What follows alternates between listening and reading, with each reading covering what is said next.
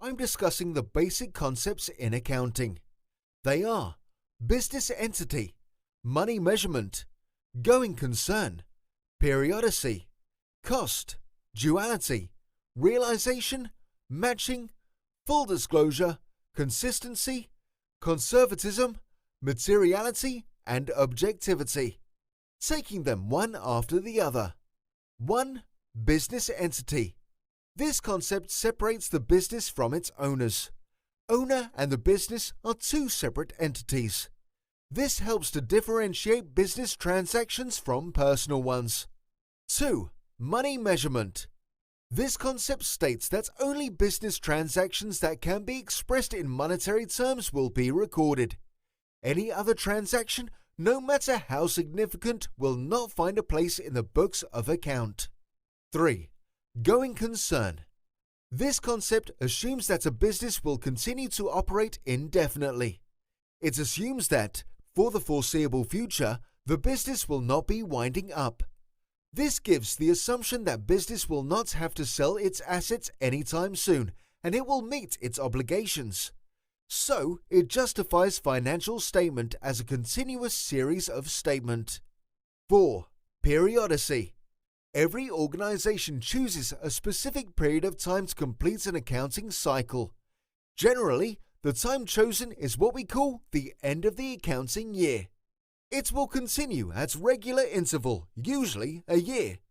The time period is mentioned in the financial statement. This facilitates comparison of performances. 5. Cost. This concept states that all assets of the firm are recorded at the purchase prices, cost of acquisition plus transport plus installation, etc.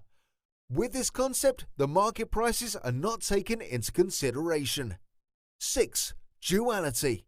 This concept is a basic principle of accounting. For every debit entry, there must be a corresponding credit entry and vice versa. Every transaction will be recorded in two places. If a company purchases an asset, the transaction will be recorded in both asset account and cash or bank account. 7. Realization. According to this concept, the revenue is recognized when it is realized. Revenue is the cash inflow of a business arising from sales of goods and services. In simpler terms, the profit earned will be recorded when it is actually earned. 8. Matching. This concept states that revenue and expenses in the same accounting period should be matched. First, revenue is recognized, and then we match the costs associated with the revenue. 9. Full disclosure. This concept states that all relevant information will be disclosed fully in the accounting statement. A lot of external users depend on these financial statements to make investment decisions, so no relevant information or transaction must be omitted from these financial statements. 10. Consistency. This concept states that once a company decides on a certain accounting policy, it should not be frequently changed, unless there's a statutory requirement or it allows a better representation of the accounts. The policies should be consistent for a long period of time. This allows users to make good investment decisions. 11. Conservatism. This concept promotes prudence in accounting. It states that profit should not be included until realized. However, losses, even those not yet realized but the remote possibility of occurring, should be included in the financial statement. In summary, all losses are recognized, but only realized profits are recognized. 12. Materiality.